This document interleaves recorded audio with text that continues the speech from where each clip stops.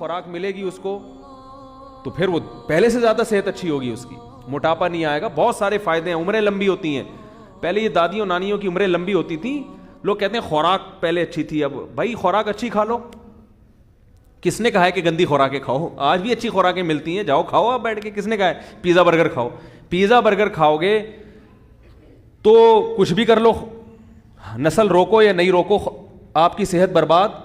اللہ نے جو چیز پیدا کی ہے نا, جو بھی چیز قدرت نے, اس کے اندر ایک سائن رکھا ہوا ہے, ایک علامت ہے. دیکھو اخروٹ دماغ کے لیے بہت مفید ہے یا نہیں؟ کسی بھی ڈاکٹر سے پوچھو, کسی بھی حکیم سے پوچھو, اخروٹ دماغ کے لیے, یعنی ڈرائی فروٹ میں اخروٹ سے بہتر دماغ کے لیے کوئی چیز نہیں ہے. پوری دماغ جیسی شکل اللہ نے اس کی بنائی ہے. کیوں؟ سائنس نے اب ترقی کی ہے, تو یہ ہزاروں سال پہلے قدرت نے اخروٹ کی شکل ایسی بنا دی کہ اس میں میسج دے دیا کہ یہ بالکل کیا ہے, دماغ ہے, تو دماغ کو صحیح کرنا ہے تو یہ کھا لو. نہیں آ رہی بات میرا خیال ہے. یہ قدرت نے نا کچھ سائن علامتیں رکھی ہوئی ہیں بہت ساری چیزوں میں. اخروٹ کھوپڑی ہوتی ہے بالکل, اور اندر سے بالکل ایسے رکھا ہوتا ہے یوں کر کے, دو مغز جیسے انسان میں دو مغز ہوتے ہیں نا, ایسے بالکل ایسے ہوتے, اور اس میں لائنیں بھی, نسیں بھی نظر آئیں گی دماغ جیسی.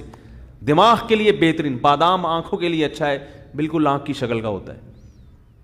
یہ جو آپ کا لوبیا ہے یہ کڈنی ہے, شکل کیسی ہے اس کی؟ بالکل گردہ ہوتا ہے, گردوں کے لیے اچھی چیز ہے. تو بہت ساری چیزیں ایسی ہیں. تو میں کہتا ہوں یہ جو پیزا ہے نا, یہ برگر کی طرح ہوتا ہے. تو کھاؤ گے تو کیا بن جاؤ گے؟ برگر بن جاؤ گے. آپ کو اچھا موٹے تازے ہو جائیں گے تو برگر کی طرح تو ہوگے, کوئی پچکائے گا تو پچک بھی آسانی سے جاؤ گے. پیزا موٹا تو ہوتا ہے مگر پچکا ہوا ہوتا ہے, دباؤ گے تو کیا ہوگا؟ برگر بھی یوں کرو گے, روٹی کو دباؤ تو روٹی کو دبتی نہیں ہے, چبانا پڑتا ہے تمیز سے. سمجھے؟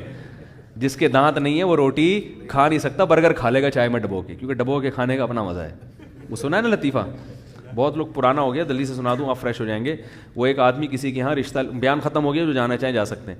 ایک آدمی کسی کے گھر میں رشتہ لینے کے لیے گیا, تو وہ لڑکی کے ابا نے نا, جو لڑکا آیا تھا رشتہ لینے کے لیے, اس کے سامنے چائے اور بسکٹ رکھ دیے. اب وہ لڑکا وہ ڈبو کے کھا رہا ہے نا, تو لڑکی کے والد نے بولا کیا ہے اس کو تو تمیز نہیں ہے کھانے کی, تو انکار کر دیا رشتے کا. اب لڑکے کو بڑی شرمندگی بھی, بہت افسوس ہوا یار یہ کیا ہو گیا, اور پتہ بھی تھا کہ کیوں انکار کیا. تو باہر نکل کے لڑکی کے ابا سے کہتے ہیں رشتے کا آپ نے انکار کر دیا, افسوس تو بہت ہوا مگر ڈبو کے کھانے کا اپنا ہی مزہ ہے. ڈبو کے کھانے کا اپنا ہی مزہ ہے, وہ تھوڑی چھوڑیں گے ہم. اور حقیقت ایسے ہے, حقیقت ہے, چائے بسکٹ رکھے ہو نا, میرا اپنی ظاہر بھی ہے کہ ڈبو کے کھانے کا شرم تو آ رہی ہوتی ہے انسان کو, لیکن جو مزہ آتا ہے ڈبو کے کھانے میں, وہ بغیر پاپے جتنا ڈبو کے کھانے میں مزہ آتا ہے. تو بسکٹ ہو کوئی بھی چیز ہو, ڈبو کے کھانے کا بہرحال اپنا مزہ ہے.